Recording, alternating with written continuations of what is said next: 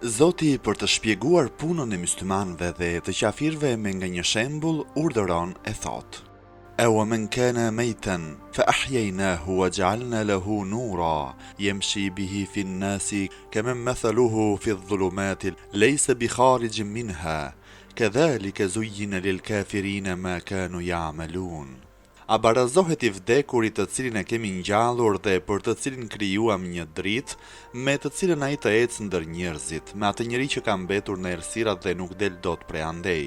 Ashtu siç ua kam zbukuruar besimin myslimanëve, po ashtu ja kam zbukuruar edhe qafirëve punët e veta.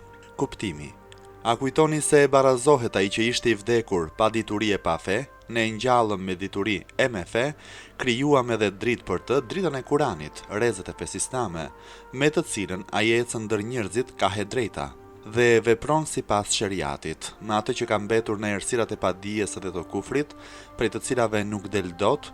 Atëherë duhet i bindemi atij njeriu që ka dritën e besimit dhe jo atij që është zhytur në errësirë. Por ne, thot Zoti, ashtu siç ua kemi zbukuruar besimin e drejtë myslimanëve, po ashtu i kemi dhënë leje djallit që t'ua hije shoj qafirëve punët e veta.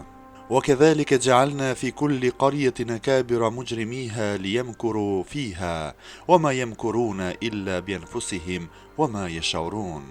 Ja kështu si në qytetin e Mekës, në çdo qytet kemi krijuar një kategori të mëdhenj shfaqtor që të bëjnë dhelpëri dhe nuk e kuptojnë. Shpjegime: paria e Kurejshve si Ebu Xehli me shok linin 4 veta në 4 rrugët e Mekës që t'u bënin propagandë kundër pejgamberit atyre që vinin nga rrethinat e Mekës. Mirëpo kjo përpjekje atyre dështoi sepse sharjet që ata i bënin pejgamberit bënin përshtypje të kundërt dhe njerëzit në vend që të largoheshin prej pejgamberit, i afroheshin gjithnjë më shumë e ushtohej dashuria për të. Pra në gropën që ata gërmonin për pejgamberin binin vetë brenda, por nuk e kuptonin. وإذا جاءتهم آية قالوا لن نؤمن حتى نؤتى مثل ما أوتي رسل الله الله أعلم حيث يجعل رسالته سيصيب الذين أجرموا صغار عند الله وعذاب شديد بما كانوا يمكرون. Kur atyre të mëdhenjve të qytetit u vjen ndonjë ajet, ata thon as pak nuk e besojmë derisa të na jepet si ajo zbulesa, wahyi, që u është dhënë pejgamberëve të Zotit. Zoti e di më mirë se ku do ta krijojë profecinë. Ai e di mirë se kujt duhet ja jap atë gradë të shenjtë. Së shpejti do t'u takojë atyre që bëjnë faje ndonjë poshtërim nga ana e Zotit dhe një ndëshkim shumë i rrept për shkak të dhelpërisë së tyre. Shpjegime: ky ajet i madhëruar përshkruan fjalët e të quajturit Walid ibn Mughira, i cili ishte nga paria e Mekës dhe një ditë i ka thënë pejgamberit: nëse profecia jote do të ishte gjë e vërtetë, duhej që ajo të më vinte mua dhe jo ty, sepse unë jam më i moshuar se ti. Pasurinë e kam më të madhe se ti dhe fisin e kam më të fortë. Prandaj unë e meritoj më shumë se ti në të gjitha pikpamjet. Shumë nga paria e Kurejshve, nga madhështia që kishin, e shikonin veten se e meritonin profecinë dhe thoshin: ne si njerëz jemi të barabartë me Muhammedin, por ne kemi më shumë pasuri dhe emër, prandaj në qoftë se profecia u vjen njerëzve, duhet na vi neve dhe jo atij. Pra meqense se neve nuk na erdhi profecia, mëtimi i tij është i pambështetur, e në qoftë se na jepet edhe neve ajo grad, atëherë do të besojmë, ndryshe nuk besojmë as pak. Zoti, për të hedhur poshtë fjalët e tyre, urdhëroi e tha: Zoti e di më mirë vendin se ku e jep ai profecinë, ai e di më mirë se cili e meriton atë grad, atij askush nuk i përzihet dot në punët e veta.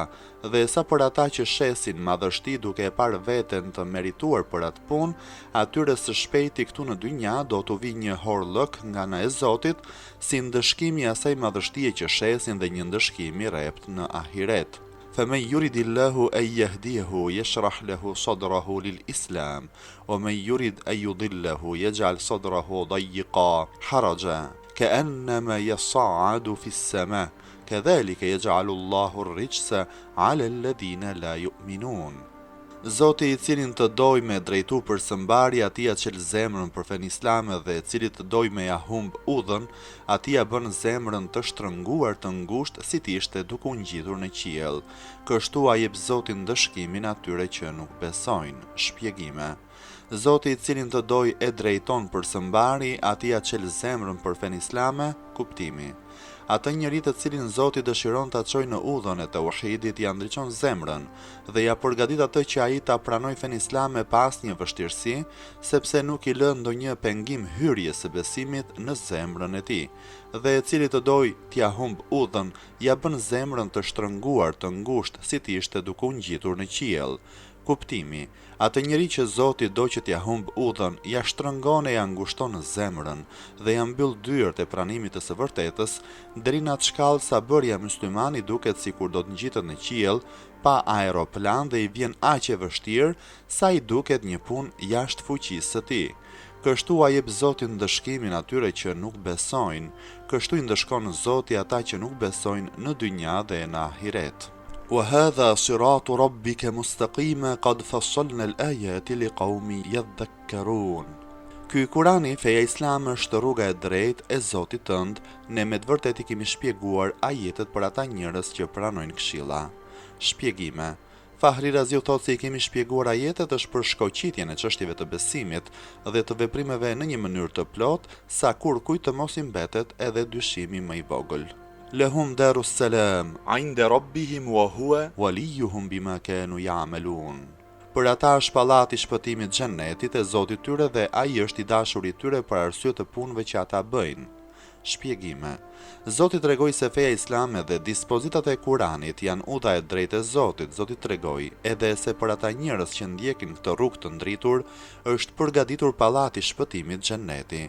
Më në fund, Zoti tha se ai është i dashur i tyre sepse ata bëjnë vepra të mira, pra për këta njerëz ka një shpërblim shumë të madh, sepse në ajet thuhet: 1.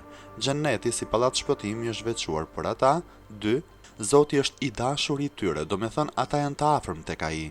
Kjo është grada më e lartë për njerëzit, sepse shpresa e çdo besimtari është që ai të bëhet i afërm te Zoti dhe kjo arrihet duke vepruar sipas urdhrave të Kuranit. Për ajeti lajmëron se ai njeri që vepron sipas Kuranit ka dorëzan Zotin në punët e fesë e dynjas për t'i dhënë atij të gjitha të mirat. Ai ka dorëzan Zotin dhe për t'i larguar të gjitha të papriturat.